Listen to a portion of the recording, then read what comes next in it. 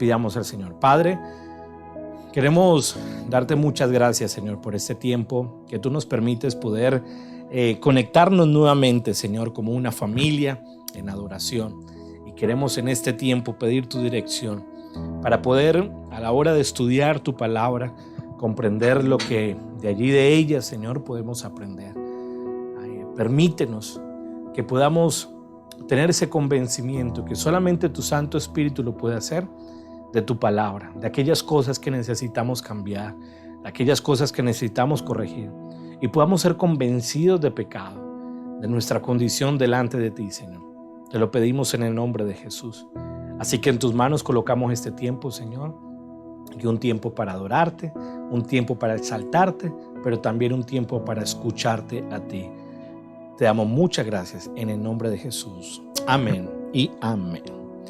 Bueno, iglesia, como hemos venido hablando ya varias semanas atrás, estamos haciendo una serie del libro de Mateo, de lo que ocurrió después de la enseñanza del Sermón del Monte. Y después de la enseñanza del Sermón del Monte, Mateo nos relata una serie de milagros que fueron como en ascenso, fueron progresivos, y Mateo nos quiere enseñar varios aspectos acerca de Jesús, o sobre todo, bueno, en realidad uno en particular, pero en diversas formas, y nos quiere enseñar acerca del poder y la autoridad de Jesús en diversas formas. Y les recuerdo que Mateo, la intención a la hora de escribir este evangelio, su intención era plasmarnos, mostrarnos a nosotros a Jesús como el Mesías, como el Rey de Reyes, el Rey que venía obviamente a establecer su reino sobre esta tierra, pero que inicialmente iba a ser el Rey rechazado, que iba a ser un Rey crucificado, pero que va a ser un Rey que viene a establecer su trono a nosotros. Así que Mateo, en su intención, nos quiere mostrar evidentemente ese Rey, y ese Rey, para poder establecer su trono, pues indudablemente nos lo muestra en una serie de milagros para evidenciar que ese Rey tiene poder y autoridad sobre la enfermedad, tiene poder y autoridad sobre lo natural, cuando calmó la tempestad, tiene poder y autoridad sobre los demonios, sobre todos los seres espirituales, sobre lo sobrenatural, cuando echó fuera a los demonios de allí, y que también tiene poder y autoridad sobre el pecado, que es lo que vamos a hablar hoy, y tiene también poder y autoridad sobre la muerte. Y ese es el Rey que nos quiere presentar Mateo, que es un Rey que tiene ese poder y que tiene toda la autoridad para poder manifestarlo. Y de esa manera nos presenta este Mesías, nos presenta Mateo este Mesías que tiene esa autoridad. Y hoy vamos a ver el poder de Jesús sobre el pecado. Está en el libro de Mateo capítulo 9, versículo 1 al versículo 8. Mateo 9 del 1 al 8. Entonces, entrando Jesús en la barca, pasó al otro lado y vino a su ciudad. Y sucedió que le trajeron un paralítico, tendido sobre una cama, y al ver Jesús la fe de ellos, dijo al paralítico: ten ánimo, hijo, tus pecados te son perdonados. Entonces algunos de los escribas decían dentro de sí: este blasfema. Y conociendo Jesús los pensamientos de ellos, dijo: ¿por qué pensáis mal en vuestros corazones? Porque es más fácil decir los pecados te son perdonados, o decir levántate y anda. Pues para que sepáis que el Hijo del Hombre tiene potestad en la tierra para perdonar pecados, dice entonces al paralítico: levántate, toma tu cama, vete a tu casa. Y entonces él se levantó y se fue a su casa, y la gente al verlo se maravilló y glorificó a Dios, que había dado tal potestad a los hombres. Este mensaje más característico del cristianismo es la realidad de que el pecado puede ser perdonado. Eso es lo que enseña, o lo que en realidad todo mensaje cristiano debe enseñar. Y es que Dios tiene el poder de perdonar pecados. Para los judíos en esa época, el único que podía perdonar pecados era Dios. Y era correcta esta teología. El problema es que no lo querían reconocer a Jesús como ese Dios, ese Mesías que venía a encarnarse. Así que ese es, creo yo, el núcleo del Evangelio, la esencia del Evangelio, y es que Jesús tiene poder para perdonar los pecados, liberarnos del pecado a nosotros y liberarnos de las consecuencias del pecado, que son completamente atroces. Así que la fe cristiana tiene muchos valores, tiene muchos principios, pero nada se compara en esencial a ello, a que Jesús tiene poder para perdonar nuestros pecados, limpiarnos por completo y llevarnos a una perfecta comunión con Dios. Así que Mateo obviamente se ha centrado en varios milagros que nos ha mostrado y en los cuales obviamente todos tratan y pretenden demostrar esa divinidad de Jesús, el reconocer que Jesús era evidentemente Dios mismo. Así que por el mismo perdón al paralítico que se describe aquí en este pasaje que acabamos de leer nosotros y en muchos otros pasajes, Jesús demostró aún un poder superior que estaba solamente reservado, como les decía, para Dios. Y Dios era el único que podía perdonar pecados y que obviamente la Escritura lo había mencionado así, pero que estaba Dios mismo encarnado en Jesús, que los escribas, la mayoría de los judíos, los fariseos, no reconocían en Jesús que tenía o que era Dios mismo allí encarnado. Así que Jesús obviamente fue el cumplimiento de todas las profecías que se mencionaron allí en el Antiguo Testamento, que Él venía precisamente a limpiarnos a nosotros de todo pecado, que nos iba a transformar a nosotros y a restaurarnos plenamente delante del Señor, que venía a cumplir ese restablecimiento que se había perdido allí en el paraíso cuando el hombre decidió, pues obviamente, pecar. Así que esto es lo que Mateo nos está presentando a nosotros y lo vemos de esa manera. Recordemos los milagros que Jesús hizo. Primero, cuando nos demostró poder y autoridad para la enfermedad o sobre la enfermedad, cuando sanó al leproso, cuando sanó al siervo del centurión, cuando sanó a la suegra de Pedro. Después nos demostró que tenía poder y autoridad sobre lo natural, cuando calmó con una sola palabra toda la tempestad que estaba en ese momento. Pero también nos demostró que tenía poder y autoridad sobre los demonios en el ámbito sobrenatural, cuando echó fuera los demonios y fueron allí a un hato de cerdos y evidenció el milagro de 2 hombres allí, el milagro de dejarlos plenamente libres de toda opresión del enemigo. Y ahora Mateo aquí nos presenta a Jesús, que tiene esa capacidad de poder perdonar pecados, basado en el hecho, porque esto es lo sorprendente para los judíos, de que solamente Dios podía perdonar pecados. Y aquí es donde llega el choque, obviamente, con algunos escribas, con algunos fariseos, que no podían comprender y no podían entender aquello que estaban viendo allí, que cómo un hombre podía estar perdonando pecados. Así que Jesús aquí está demostrando su poder para eliminar la contaminación y la culpa de pecado en aquellos que solamente confían en Él. Así que ese gran médico no solamente tiene el poder para calmar, para sanar la enfermedad, para calmar la tempestad, para echar fuera demonios, sino que también puede tratar el alma humana y también puede brindarle lo que más necesita el hombre o suplir la mayor necesidad del hombre. ¿Y cuál es la mayor necesidad del hombre? El perdón de pecados. Usted podrá decir, no, es que el hombre necesita felicidad, es que el hombre necesita dinero. La mayor necesidad del hombre es el perdón de sus pecados. Y solo aquel que dice que no sea esa su mayor necesidad, pues entonces no entiende cuál es su verdadera condición delante de Dios. Y no está dándose cuenta de eso. Aquí Mateo nos dice una y otra vez que Jesús tiene autoridad y tiene esa autoridad para hacerlo. Cuando al finalizar del Sermón del Monte, Mateo nos menciona y nos dice que Jesús enseñaba como quien tiene autoridad y no como los escribas. Nos demuestra una y otra vez que Él tiene autoridad. Y esas grandes enseñanzas de Jesús demostraron su autoridad, no solamente una autoridad moral y teológica, sino que nos demostró obviamente su autoridad en el mundo natural, en el mundo espiritual, y nos está demostrando todo ello. Y por eso Jesús termina el libro de Mateo y Mateo termina relatando también al finalizar el evangelio. Dice, toda potestad me es dada en el cielo y en la tierra. Y luego envía a los discípulos para que fueran a predicar el evangelio. Eso está en Mateo capítulo 28. Así que de todas estas maneras Jesús demostró y Jesús declaró su autoridad para gobernar, para ser el rey que había venido y que había sido anunciado por los profetas en el Antiguo Testamento y que se venía a cumplir obviamente esa palabra. Así que en este texto vamos a ver 6 palabras de manera rápida que se pueden resumir versículo a versículo para analizarlo en cómo podríamos dividir esta historia para poder interpretarla de la mejor manera. Una de ellas, la primera es fe, la segunda es perdón, la tercera es furia, la cuarta es argumento, la quinta es fuerza y la sexta es miedo. En el primer versículo que vemos nosotros, dice en el capítulo 9, versículo 2a, la parte A, y sucedió que le trajeron un paralítico tendido sobre una cama, y al ver Jesús la fe de ellos, y ahí es donde en ese segmento vamos a poder ver la fe de estos hombres, no solamente de los 4 amigos que trajeron al paralítico, sino también del mismo paralítico que llegó delante de Jesús.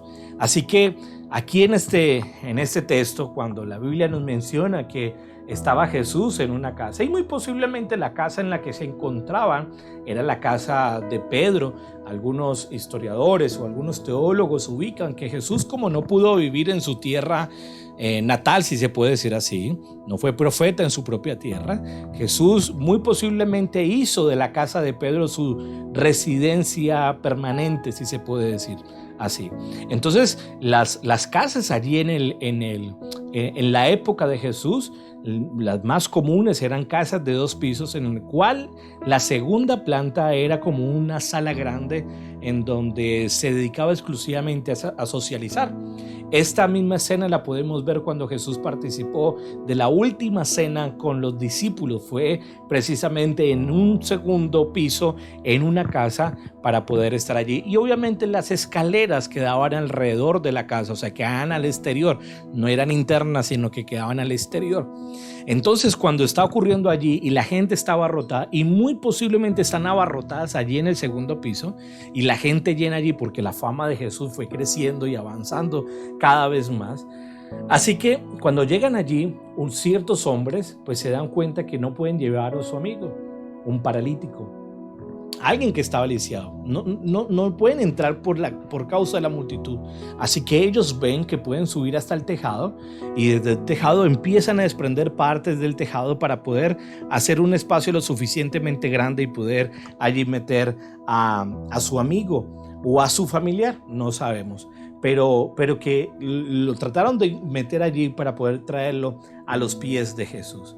Así que llevaron a este paralítico, estaba tendido sobre una cama, hasta los pies de Jesús, y que obviamente la condición de este hombre era completamente grave. Algunos dicen que muy posiblemente pudo haber sido un cuadrapléjico, era una persona que no se podría mover ninguna de las extremidades.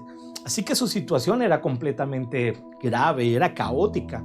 Si bien es cierto, aún en la actualidad, con los avances tecnológicos, aún así es difícil para una persona que es inválida, que es paralítica, aún así es difícil. Imagínese cómo sería en la época de Jesús, sin todos los aparatos tecnológicos, sin todo el avance de la ciencia, cómo sería lo doloroso, lo grave que era en esa situación física. Pues obviamente estar en esa condición era bastante complicado, y lo único que tenía que hacer, o lo único que podría hacer un paralítico, era depender de que otros le pudieran evidentemente ayudar.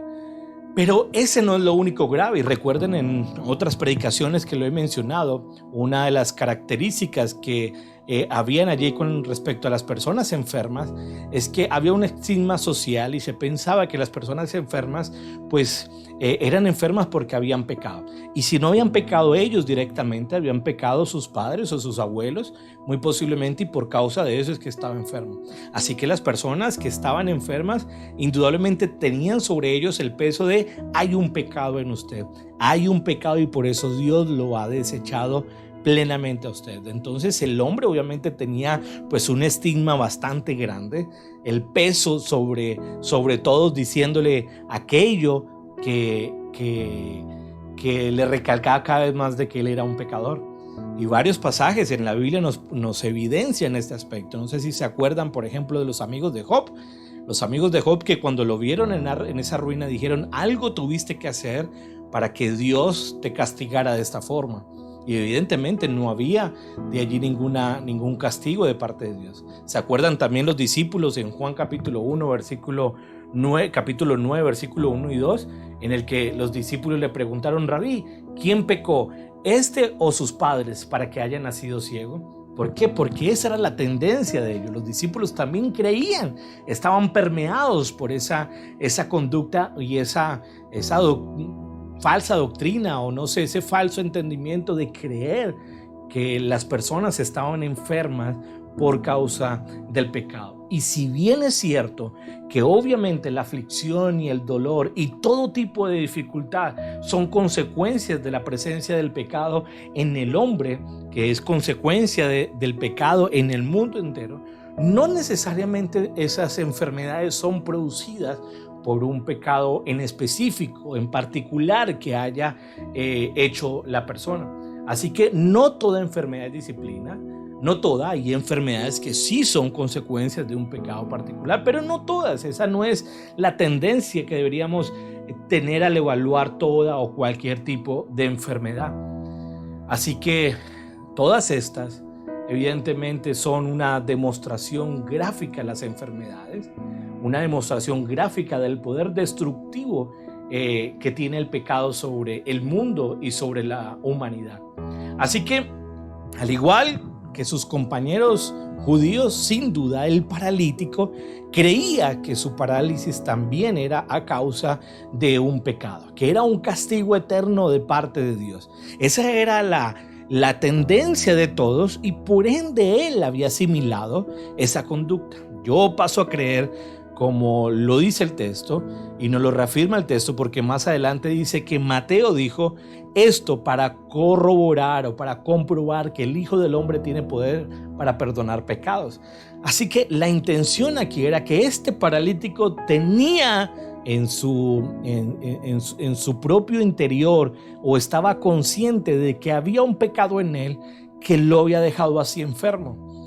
Así que muy posiblemente la intención de él a la hora de venir a Jesús era más allá de ser sano, porque en realidad quería ser sano, pero quería que se resolviera la causa de su enfermedad. ¿Que cuál era la causa de su enfermedad? El pecado. Y si este hombre tiene poder para perdonar pecados, pues yo voy, porque si me perdonan los pecados, entonces podré ser sano. Se me quita la consecuencia o la razón por la cual yo estoy enfermo. Y entonces este hombre por eso tiene esa intención de venir delante del Señor, porque él consideraba que era un pecador y que estaba enfermo por causa de su propio pecado. Así que este hombre estaba decidido a ver a Jesús sin importar el precio que le tuviera que pagar, puesto que obviamente esa parálisis se asociaba a su pecado. Su primera preocupación era recibir el perdón de pecados, porque su manera de pensar automáticamente le llevaba a creer que si sería perdonado, entonces sería sanado.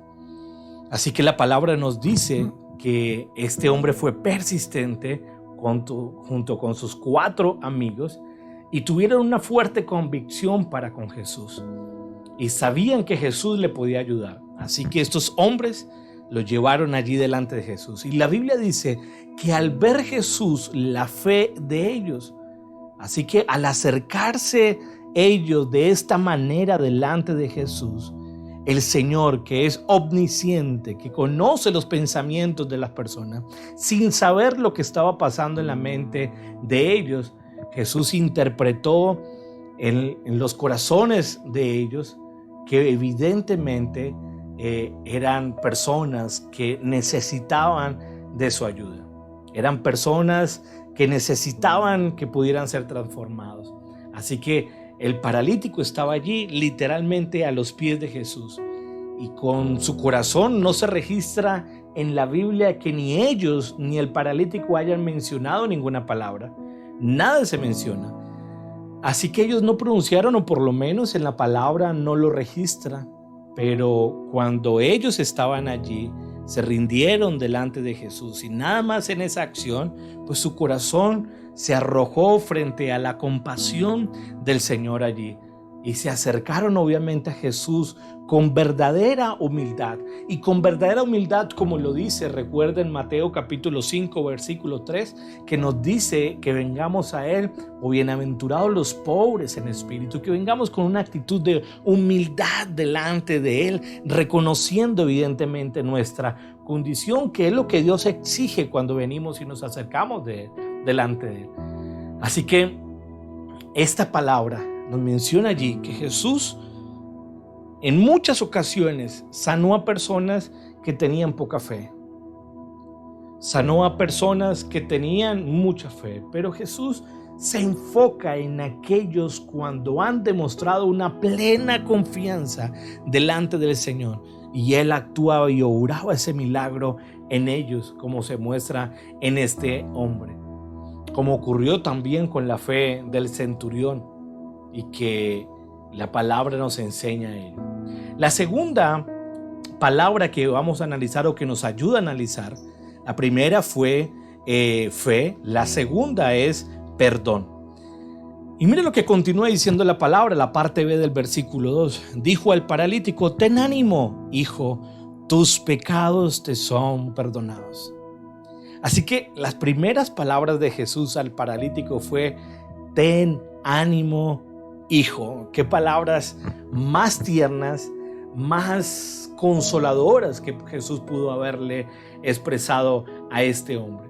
Porque este hombre, obviamente, Jesús sabía que venía con un corazón temeroso delante de él. Y si Jesús conocía el corazón de ellos, sabía exactamente qué era lo que estaba pasando en el corazón de ellos, por eso Jesús le expresa estas palabras y le dice: ten ánimo, hijo.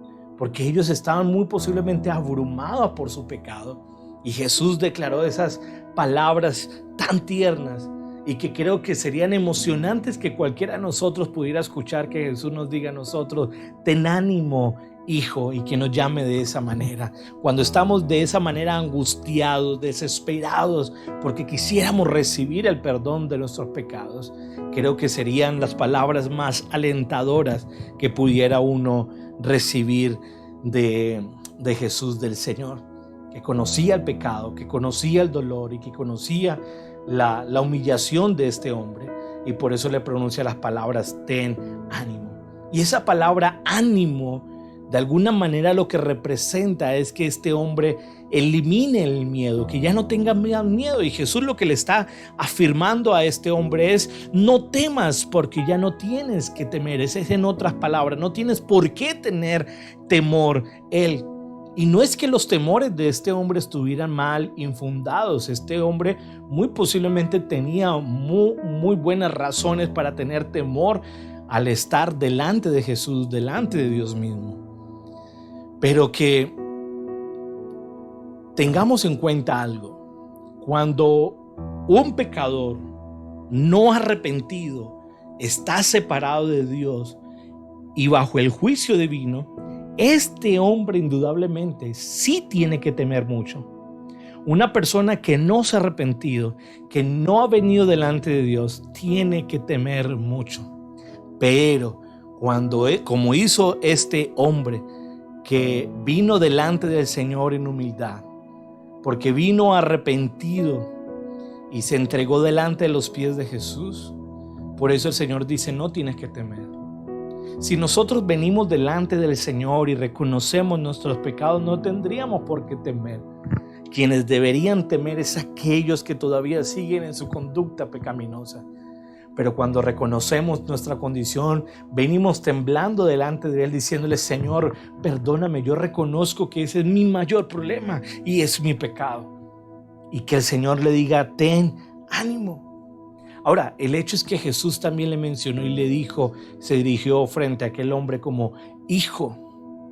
Y no sé si de acuerdo en alguna vez que mencionamos acerca de las tres diferencias de la palabra hijo, tegnon, y esta palabra tegnon, que como hijo se le está mencionando aquí a este hombre. Y Jesús obviamente le está expresando de alguna manera una cercanía a este hombre, una intimidad a este hombre.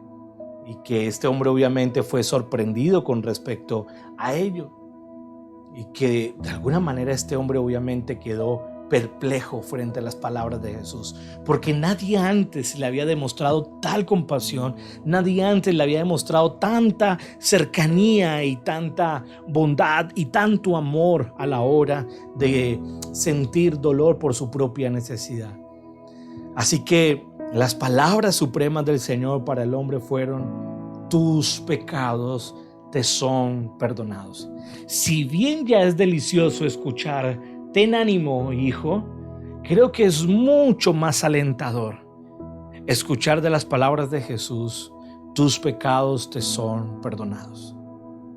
Creo que nosotros daríamos cualquier cosa para que de pronto frente a nuestra casa entrara el mismo Señor Jesucristo y de alguna manera viniera y nos consolara y nos dijera: hijo, ese pecado por el cual tanto has sufrido te es perdonado y ya nunca jamás me voy a acordar de él. Pero no solamente eso, sino que te voy a redimir, voy a hacerte una nueva criatura y desde aquí en este momento voy a eliminar la consecuencia del pecado sobre tu vida y te voy a hacer una nueva criatura para vivir para mí en plena libertad. Creo que todos caeríamos rendidos ante los pies de Jesús si escucháramos esas palabras directas de Él, directas delante de Él. Y esto es lo que este hombre escuchó cuando le dijo: tus pecados sean perdonados. Porque Jesús estaba supliendo la mayor necesidad del hombre. La mayor necesidad del hombre es recibir perdón de sus pecados.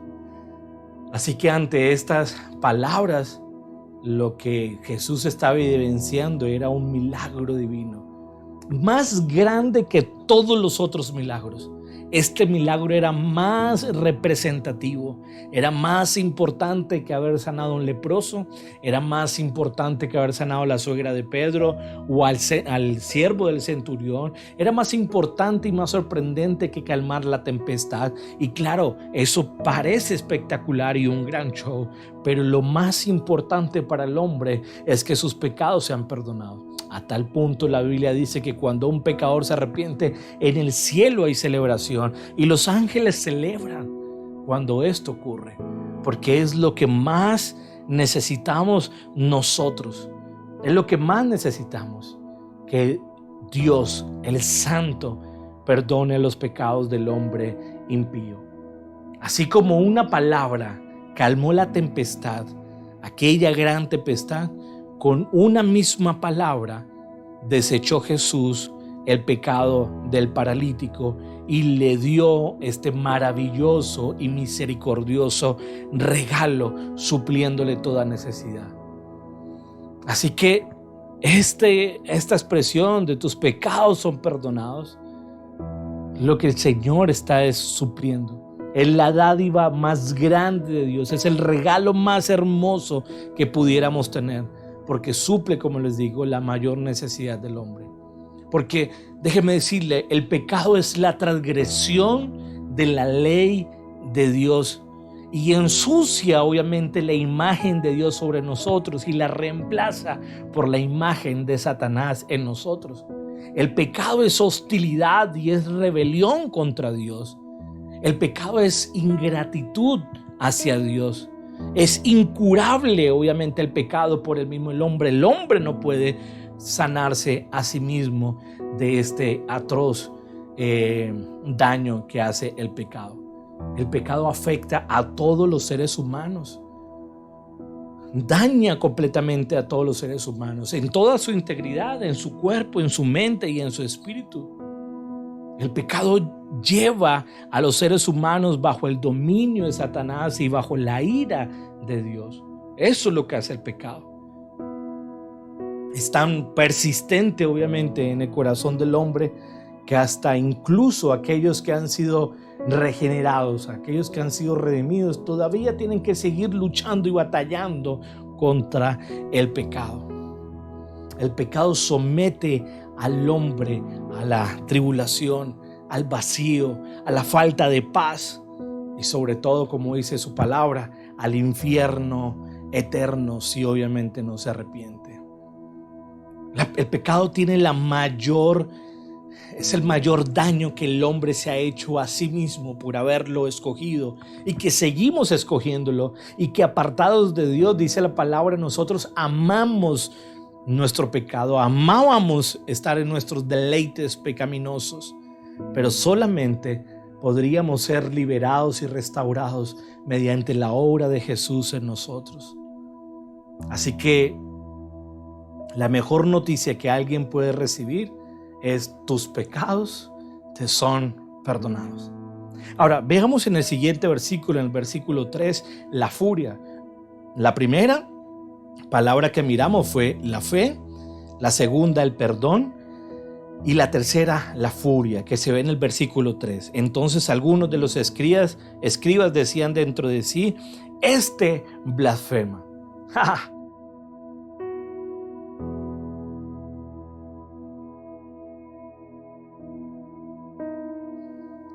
Aquí en la historia nos menciona Lucas, que está relatando la misma historia, nos presenta que también habían otros hombres allí, los escribas, ¿cierto? Y que ellos pensaban dentro de sí que Jesús estaba blasfemando al afirmar que perdonaba obviamente pecados.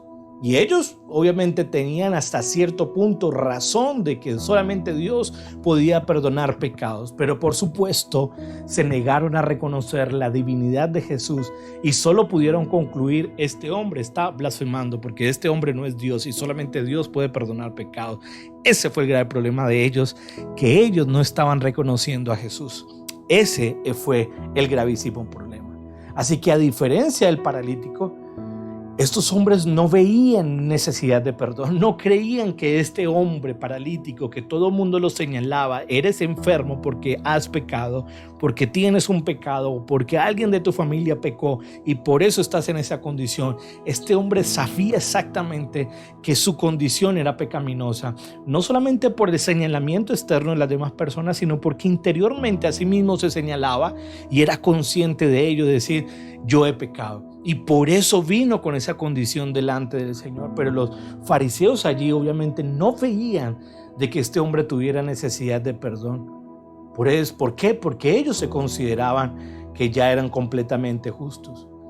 Así que les ofendió el perdón de Jesús, no solamente porque no creían que Él era Dios, y eso hay que tenerlo en cuenta, sino que también otra de las cosas que les ofendió a ellos es porque también consideraban que era injusto, era injusto que una persona fuera simplemente perdonada solamente con pedir perdón, cuando ellos entendían que deberían ganárselo obviamente con sus obras. Y ellos creían que una persona era perdonada si tenía ciertas obras y lo evidenciaban. Pero este hombre, solo con pedirlo, Jesús obviamente le concedió el perdón, y solo con una palabra este hombre viene a perdonar. Así que es muy probable que esos escribas hubieran visto muchos milagros de Jesús y hubieran oído muchos testimonios de otros que Él había curado enfermedades y había limpiado de demonios a muchas personas, pero se negaron a reconocer el poder que venía específicamente de parte de Dios, y mucho menos lo iban a reconocer como que Él era el mismo Dios. Así que creyeran que este hombre, que Jesús estaba blasfemando, reflejó obviamente el patrón del creciente rechazo y de la persecución que Jesús iba a tener durante mucho tiempo, hasta llevarlo a la crucifixión. A Jesús lo acusaron de inmoral porque lo vieron comiendo por los publicanos, ¿se acuerdan? Mateo 9:11. E incluso declararon ellos mismos la más grande blasfemia al acusar a Jesús, que Él era satánico y que actuaba porque era el príncipe de los demonios y que Él echaba fuera demonios por esto. Así que es el cuadro completamente contradictorio lo que allí estaba pasando, que estos hombres se llenaran de furia. Entonces hemos visto fe, perdón, hemos visto furia, y la cuarta es argumento, lo que podemos ver en el capítulo 4 hasta el versículo 6. Y conociendo Jesús los pensamientos de ellos, dijo: ¿por qué pensáis mal en vuestros corazones? Porque ¿qué es más fácil decir: los pecados te son perdonados, o decir: levántate y anda? pues para que sepáis que el Hijo del Hombre tiene potestad en la tierra para perdonar pecados. Recuerden que esa era la intención de Mateo y la intención de Jesús, obviamente para con los judíos, y evidenciarles que él tenía la potestad, la autoridad y el gobierno para poder perdonar los pecados. Eso es lo que Jesús menciona, lo que enseña su palabra. Y aquí su palabra nos enseña que Jesús conocía los pensamientos de estos hombres, porque su palabra nos dice que Jesús mira el corazón, que Dios mira el corazón nuestro y que conoce el corazón de los hombres y que incluso conoce las intenciones. Engañoso es el corazón. ¿Quién lo conocerá? Dios, quien examina el corazón y conoce las intenciones, y a cada uno le da como recompensa de acuerdo a esas intenciones. Eso es lo que dice su palabra. Así que él conocía perfectamente lo que estaba pasando allí con los judíos. Conocía perfectamente lo que había en el corazón de ellos. Y los corazones de ellos, que obviamente pensaban mal, que obviamente estaban maquinando completamente contra Dios, contra Jesús mismo. Y al expresarle esas palabras a los escribas y fariseos, Jesús no solamente puso al descubierto lo que ellos pensaban, sino que desenmascaró el mal que también había detrás del pensamiento de ellos, porque recuerde que a Jesús se le armó una persecución impresionantemente grande después de ellos. Así que Jesús empieza a darles un argumento a ellos de por qué, digámoslo, tiene poder para perdonar pecados. Y Jesús le dice, porque ¿qué es más fácil decir? ¿Los pecados te son perdonados o levántate y anda? Él les estaba preguntando de alguna manera, ¿ustedes creen que es imposible para mí perdonar pecados? ¿Es lo uno más fácil que lo otro? Si yo le hago la pregunta, ¿qué es más fácil? ¿Decir levántate y anda? ¿O tus pecados te son perdonados? Y evalúe por unos segundos qué es más fácil, o qué le hubiera podido usted responder a Jesús si le hace esta pregunta allí. Así que, de acuerdo a lo que usted pueda estar pensando, aquí lo que debemos dejar claro era que obviamente ninguna de las dos eran en realidad posibles para el hombre. Ninguna de las dos es fácil para el hombre. Para el hombre no es fácil decir tus pecados te son perdonados, aunque algunos a veces se atribuyen de que pueden perdonar pecados. Pero tampoco para el hombre le es fácil decir toma tu lecho, levántate y anda. Ambas son imposibles para el hombre, pero ambas obviamente son posibles para Dios. Así que aquí el punto era que nadie más que Dios puede curar la enfermedad con una palabra o perdonar pecados con también una sola palabra. Él puede hacer lo uno como también puede hacer lo otro de la manera más fácil. Y Jesús obviamente aquí hizo hincapié en decir. Pero ¿qué pasa si evaluamos con respecto al hacer? ¿Qué fuera más posible? Si yo le pregunto a usted, ¿qué sería más fácil? ¿Decir tus pecados te son perdonados o levántate y anda? Pues déjeme decirle que si lo vemos desde este punto, decirle a una persona tus pecados son perdonados, pues no hay una evidencia que después vaya a corroborarlo. O sea, no hay algo con que yo necesite corroborar que en realidad sí los pecados de esa persona fueron perdonados. Así que desde este punto de vista podríamos decir es más fácil decir tus pecados te son perdonados porque no necesito una comprobación. Yo podría salir y decirle a cualquiera de ustedes y comentarle y decirle, sabe, tus pecados te son perdonados, pero ¿cómo lo evidencio? No tengo que evidenciarlo. Pero si yo le digo a alguno de ustedes, a un paralítico, le digo, toma tu lecho y anda, sí tiene que haber una prueba y una evidencia de que mis palabras tenían autoridad. Por ende, entonces sería mucho más fácil decir tus pecados te son perdonados, ¿cierto? Porque lo segundo necesita una evidencia para corroborar que lo que yo dije sí tenían que haberse hecho. Y como hay una perfecta relación entre el pecado, según ellos, y la enfermedad que según creía, porque ellos creían que la persona había pecado para estar así enferma, entonces Jesús precisamente lo que termina haciendo es el milagro para corroborar de que sí tenía ese poder para perdonar pecados. Si Él podía hacer lo uno, también podía hacer lo otro. Entonces les hago el milagro porque si entendían de que una persona estaba enferma por causa del pecado, entonces al ser perdonado el pecado, la persona podría quedar sana.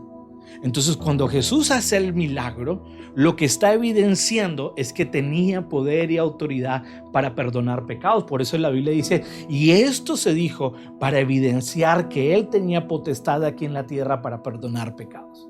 Y eso es lo maravilloso de esta historia.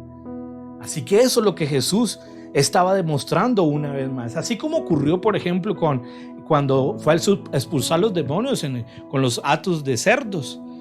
Los demonios tuvieron que salir hacia estos cerdos, y estos cerdos ir en manada y precipitarse. Esa acción de los cerdos era la evidencia que decirle a un demonio salga de este cuerpo en realidad había ocurrido. Entonces, la evidencia de que los demonios o los cerdos hicieran todo lo que hicieron era una evidencia de que las palabras de Jesús sí tenían autoridad para decir lo que estaba diciendo. La sanidad de este hombre evidenciaba de que él sí tenía. Entonces Jesús dice, para que se compruebe de que sí tengo potestad para perdonar pecados, entonces te digo, levántate y anda, porque el milagro es la evidencia de que sí sus pecados fueron perdonados. Y esto obviamente sorprendió a los fariseos, a los escribas allí. La siguiente palabra que nosotros vemos en el versículo 6 al 7 es fuerza. Ya vimos entonces la palabra fe, perdón, vimos furia, vimos el argumento y vamos a ver entonces la fuerza. Y dice el versículo dice entonces al paralítico, levántate, toma tu cama y vete a tu casa. Así que, por lo que sabemos, nadie más que Jesús habló durante este episodio. Solamente Él fue el que habló. Ni el creyente paralítico, ni los 4 amigos, ni los escribas, ni los fariseos. Jesús conocía tanto el pensamiento del paralítico y de los amigos, como conocía el pensamiento de los escribas y de los fariseos, que ellos posiblemente pudieron haber murmurado ciertas cosas, pero la Biblia no nos menciona.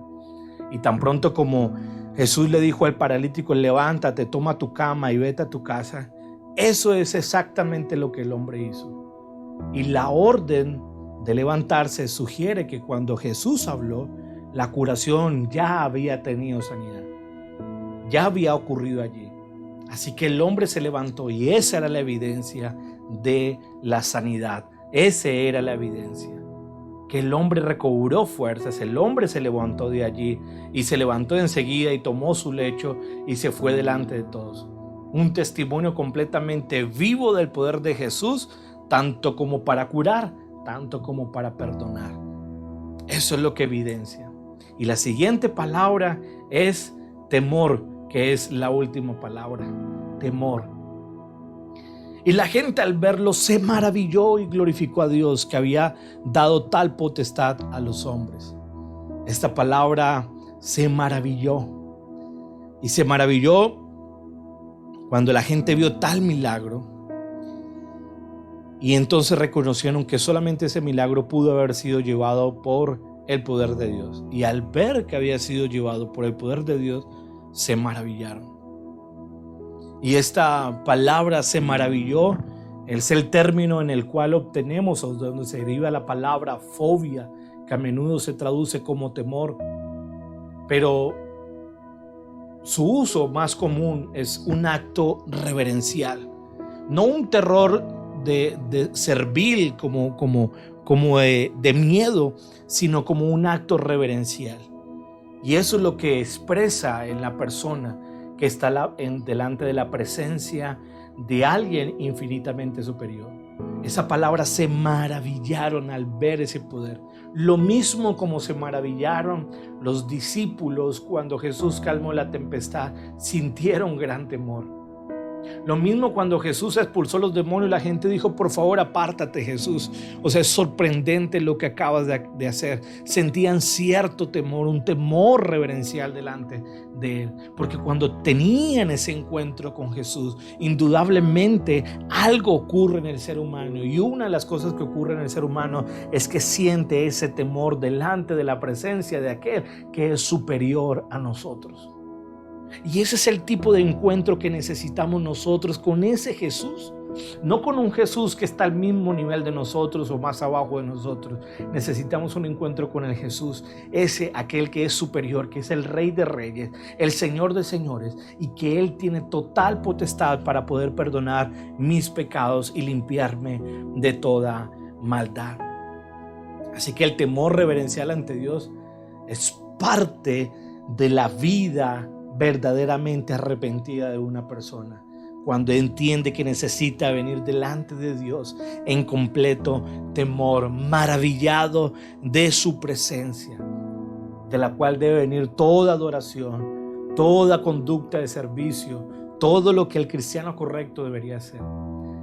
Así que la propuesta de la gente al gran milagro de curación y de perdón fue elogiable, porque ellos se maravillaron y glorificaron a Dios, que había dado tal potestad a los hombres. No sabemos cuántos sabían estas personas acerca de Jesús. Tal vez no tenían mucha información acerca de Jesús, pero sí estaban conscientes de que Él había hecho precisamente bajo la autoridad que Dios mismo le había delegado a Él. Sabían que Jesús solamente podría haber hecho esto por la obra de Dios o por la autoridad de Dios, quien le había dado esa autoridad o potestad a los hombres, ya que obviamente Jesús es un hombre o era un hombre.